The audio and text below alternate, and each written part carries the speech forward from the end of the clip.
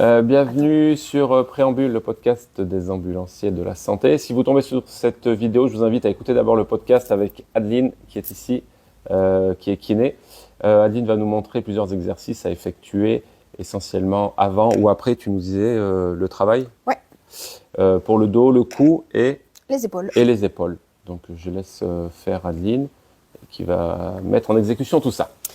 Du coup, on va voir un premier exercice pour le dos qui va être plutôt de la mobilisation, donc de faire bouger son dos dans un maximum d'amplitude. À privilégier celui-là, je pense, plutôt le matin pour se réveiller et pour préparer sa colonne à la journée. Mais s'il y a des douleurs, il est possible de le faire également le soir. Donc je vais venir me mettre en position 4 pattes et je vais simplement chercher à faire un grand dos rond, donc à bien m'enrouler. Et à l'inverse, à venir bouger ma colonne dans l'autre sens en dos creux. Et je vais faire comme ça mes va-et-vient, doucement, progressivement, dos rond, dos creux. Donc on fait bouger son dos dans une amplitude en fait dans laquelle on ne va pas au quotidien durant sa journée. Donc ça c'est le premier exercice pour le dos. Après on va faire un exercice qui est pour les épaules, le haut du dos également. On va venir s'allonger sur le ventre. Donc là peut-être plutôt pareil le matin pour s'activer un petit peu avant d'aller faire sa journée de travail. Donc je vais venir me mettre ici à plat ventre. Je vais mettre mes bras devant, les lever en l'air, chercher à essayer de garder les bras toujours le plus haut possible et de venir chercher à emmener ici dans le bas du dos. Je monte en même temps le torse vers le plafond. Donc mon front ne touche pas le tapis et je reviens dans l'autre sens. Tac. Et au niveau des répétitions, tu proposes quoi? Alors là, autant sur le dos rond, dos creux, on peut en faire beaucoup parce que finalement, ça ne demande pas forcément beaucoup d'efforts physiques. Donc, il ne faut pas hésiter à faire plusieurs répétitions, 10, 15, 20, en fonction aussi de la douleur, parce que s'il y a douleur, il faut prendre en considération. Celui-là, il est quand même assez difficile. Si on garde bien le torse décollé, donc on va contracter tous les muscles de son dos et ses fessiers, plus le fait de monter les bras le plus haut possible vers le plafond et de venir chercher une grande amplitude en allant chercher dans le dos. Là, du coup, on va pas faire beaucoup de répétitions. Si on fait 5, 6, jusqu'à 10 répétitions, déjà, c'est vraiment déjà pas mal. Ok.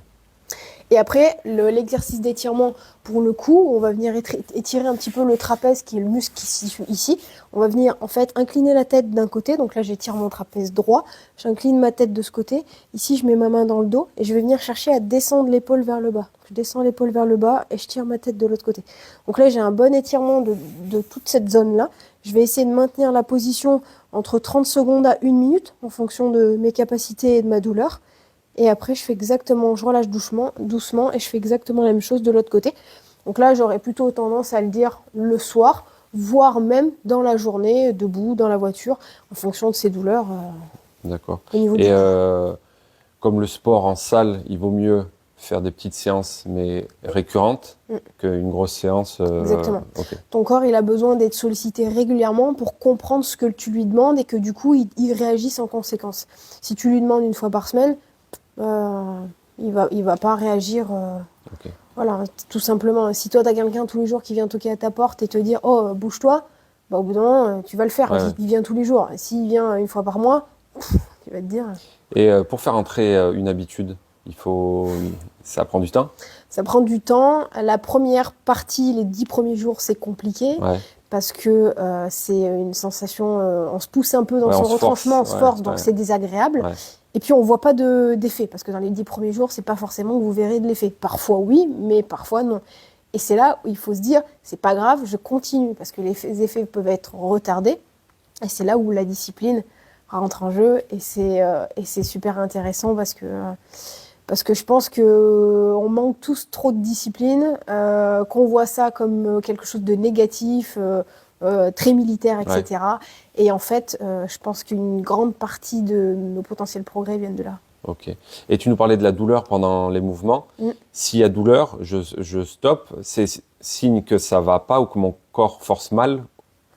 La douleur n'est pas un facteur d'arrêt à l'exercice, à condition que ça soit du domaine plus de la gêne que de la douleur. Donc par rapport à tout à l'heure dans le podcast où tu me parlais de l'évaluation de la douleur sur une échelle de 0 à 10, on va dire que entre 0 et 4 sur 10, pour nous, c'est pas un facteur d'arrêt à l'exercice. Quand on commence à grimper à plus de 4, on arrête. Si au premier mouvement, je suis à 10 sur 10 ou 9 sur 10 ou 8 sur 10, en général, je ne fais pas faire non plus. Je trouve une autre manière de faire, donc une régression, donc un exercice qui est moins dur, mais dans la même idée, dans la même thématique. Ok, ça marche. Bon, merci de toutes ces précisions. De rien, je t'en Pour prie. mes collègues ambulanciers qui se feront moins mal, je l'espère. Allez, à bientôt. Bonne journée.